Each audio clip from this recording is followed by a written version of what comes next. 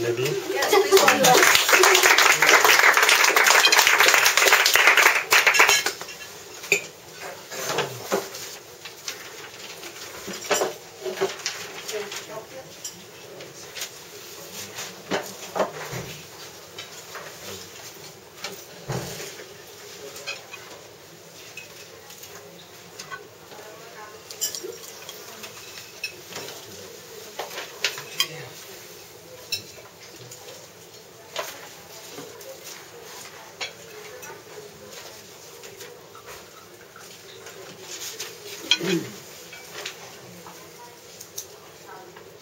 Online dating.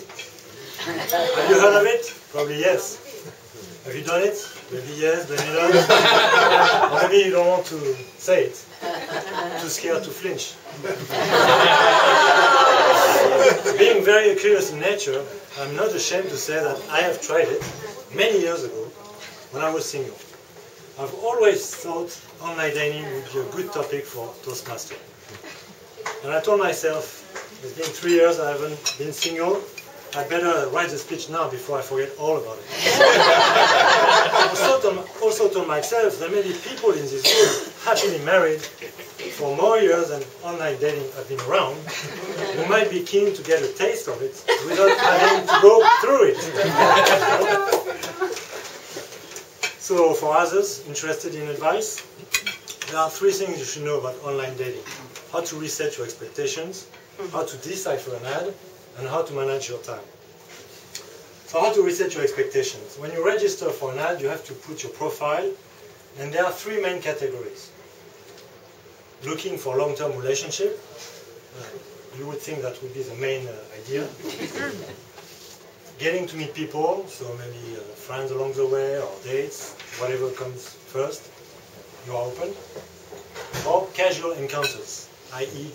sex. A recent survey from the leading European dating sites shows that how many % of the members declare themselves in each category. 81%, 15%, 4%. It seems normal. Now, another survey from a popular People magazine asking men and women to reveal anonymously what the real rationale behind the membership is, give different statistics. For men, 1% for getting to know people. They are not here to joke around. 8% for one-night stand online shopping. Now, women tend to be a little more consistent and honest.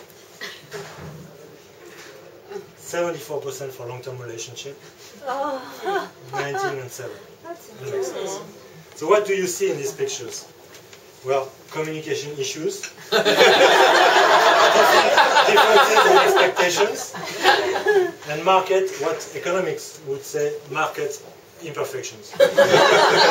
So hence, before you start online dating, be aware of these imperfections, read between the lines in the ad, and watch out for these numerous liars that are screaming at the statistics.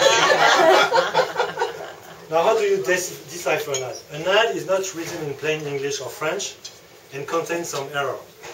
So what you simply need is a conversion table. So let's say, for example, for the height, on the profile, the stated value is X. For women, it will be X, because a woman is equipped with heels for her to adapt to the height of the date. So there is no problem there. Men tend to cheat on the edges a little bit. Shorter men, they're afraid to lose market share of those women who won't date men that are shorter than them. And taller men may fear to be awkward, and also to lose market share as well of those size X cute population. So that's why usually you need to have a kind of adaptation, plus or minus 10% for the height, and also if you are, really want a precise number, they put the real formula here. Now for the weight, if it says X, now for the women, they tend to have a very special understanding of how to fill that information. They don't put their real weight, they put their target weight after the diet they intend to take. It shows they are positive, they look in the future, they are determined and focused to meet their objectives. So that's really good. So here's a little bit conversion formula if you want. Depends on the weight, and then you have also a more precise mathematics formula if you need it. Wow. And the men, they just say what their current weight, because basically they just assume that if they have extra kilos compared to their height, the ladies will assume that it's because of extra kilos of muscles. and so on. And you have about 22 fields on a profile, so if you need a real conversion table about all the fields, you can go on my website, JEROME.MP4. How to manage your time. Unless you want to spend all your life on the internet and you have no real friends, no real life, you really need to pick your evenings for physically seeing your online dates.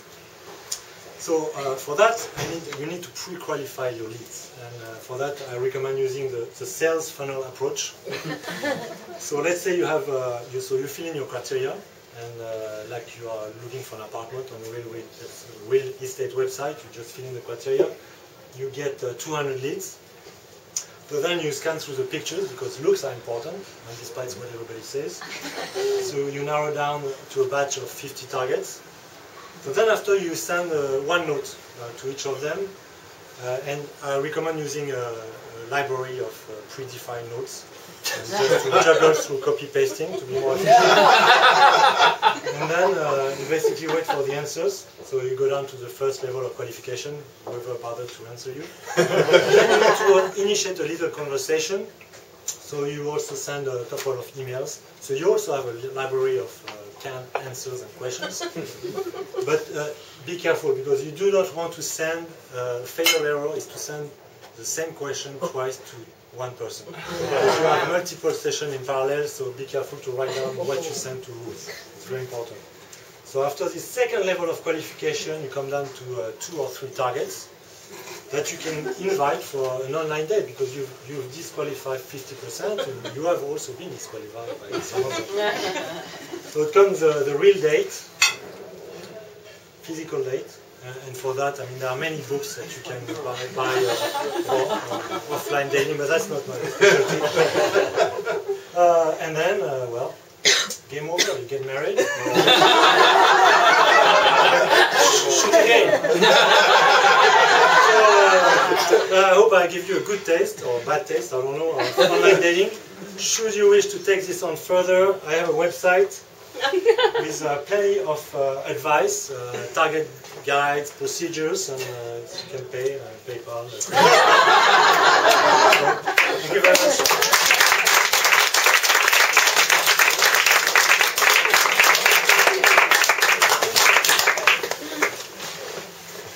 Do you see the relationship between Sean